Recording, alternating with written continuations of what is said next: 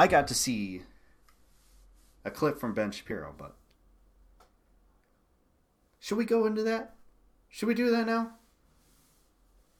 You know, I'm in the type of mood to fucking do that now. I really am. Let's go ahead and find this real quick. Now, unfortunately, I couldn't find just the clip. So I'm going to have to kind of find it in MR. They went over it really quick. Let's see here. Because I'm ready to unload. There aren't very many things that cause me to want to unload like this. But when people who should not have my city's name in their mouths decide to say it and say some bullshit without knowing the actual facts, like, I don't know how a man can be so wrong on every single thing. But he did it. He absolutely did it. And I'm going to tell you how. I'm going to give you all the facts down on the ground here in Flint, Michigan. I hate this shit. When you do this angle, you run up against some very basic problems. This is Ben Shapiro.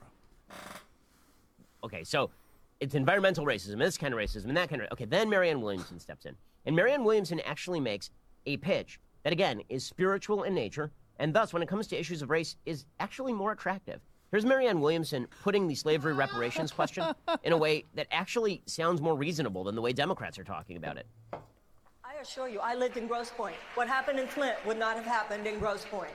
This is part of the dark underbelly of American society.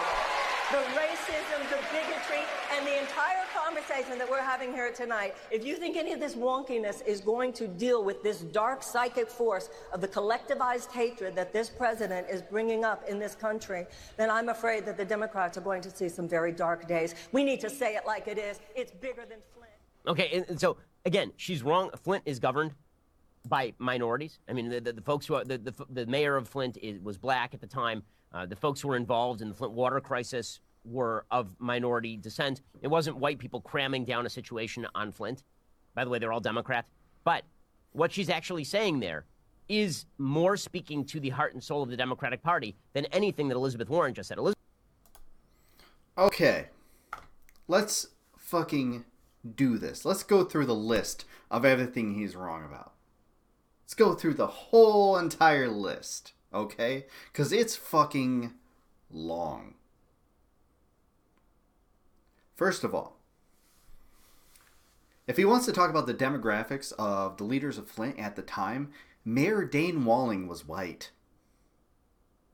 So if he wants to blame the mayor, swing and a miss there.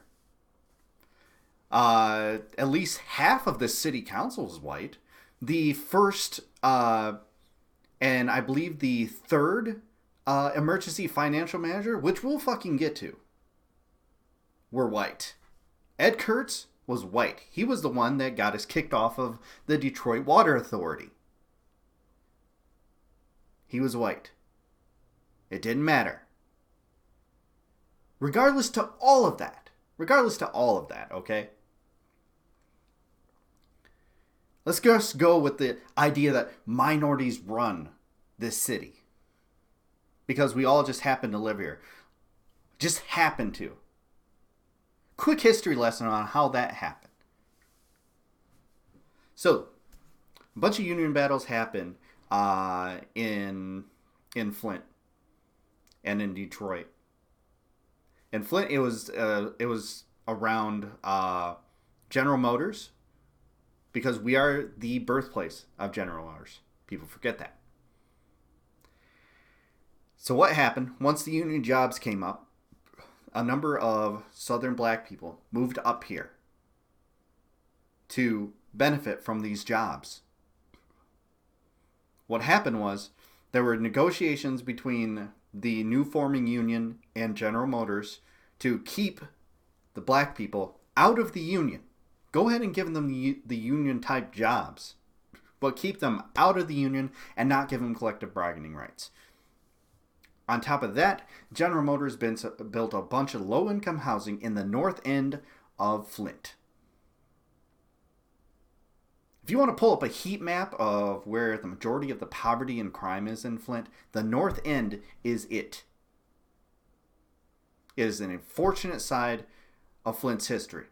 You want to know where those black people came from and how they got so poor? That's how they did it. Then they were allowed in the union. Things started to get a little bit better. Then the free trade agreements happened. They left. General Motors left, leaving more depravity, more poverty. So let's talk about those demographics, Ben. Let's be honest about those demographics. Otherwise, what the fuck are you doing? Third, regardless to whoever the mayor was, regardless to that history, we were still easy pickings. Now, there were 3 cities that were taken over by this law. Originally, this was put on a referendum to be voted on by the people. It's people like me in the state. The Emergency Financial Manager Law. Everyone knew what it meant. Everyone knew what it did. There were many news reports about it that said that this was a breach of democracy. And they were right.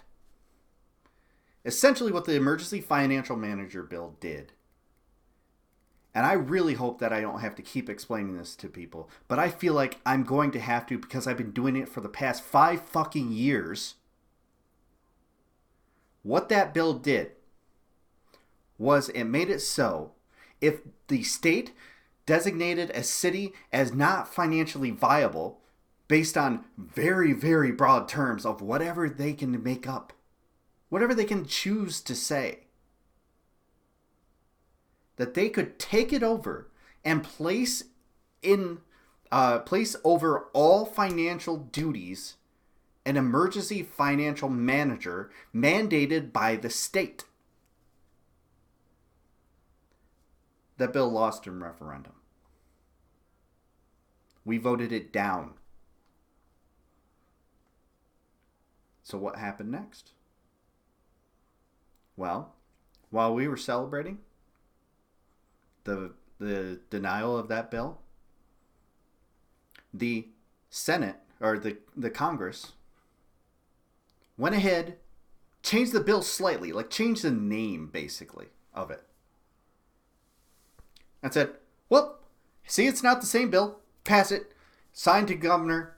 Bam. Took over 3 cities, starting with Benton Harbor, which they destroyed, the school system there. Detroit, which they destroyed the school system there. And Flint, where they destroyed the city and the water. You want to talk about who was in charge? Devoid of all these facts about, oh, it's minorities that were in charge. Which isn't true. My dog came to visit me because she's worried because I'm yelling. I'm fine, Zoe. I'm fine. Daddy's just in a mood. Okay. Oh, okay. Okay. Okay. I love you too. Okay. Where was I? I'm sorry she ruined my train of thought. Puppies make everything better. Except for when you're talking about things. So, if you want to go ahead and blame it on minorities, you're going to have a hard time doing that. Because it didn't matter what color the emergency financial manager was. They all made the same decisions, and those decisions came from above us. Thank you, Stabby, for the follow.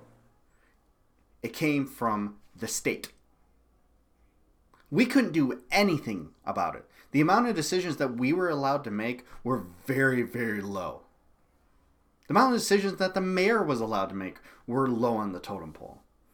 Anything that they decided to do. And this is the first time in 30 years that we had a city plan under that mayor. That mayor who took the brunt end of the blame for the water crisis and shouldn't have. I will stand by that. forced by the state to go along with the charade where he basically sat up there and, yes, pushed the button to switch the water system to the Flint River. A decision that he didn't make. And morons like Shapiro will tell me over and over again that there was a city council vote. There was a city council vote, which if you look up, what it actually was the vote to leave the Detroit Water Authority, which we already kicked off of. And we needed water. So what did we do? For some ungodly reason, it was Darnell Early at the time, our second emergency financial manager, decided it was smart to get the water from the Flint River. That it would be cheaper to not treat it. And this is all still coming out. All the information of how we got to this point.